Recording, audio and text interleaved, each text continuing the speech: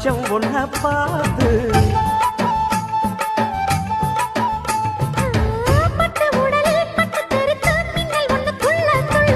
வெக்கம் துடிக்க விளக்கணைக்க ஜன்னல் கண்ணை மூடிக்கொள்ள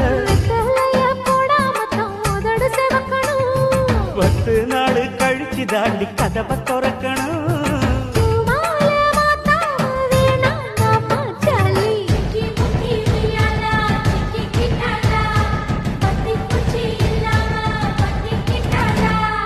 மச்சாங்கிட்ட முந்தானைய தந்து வப்பாளா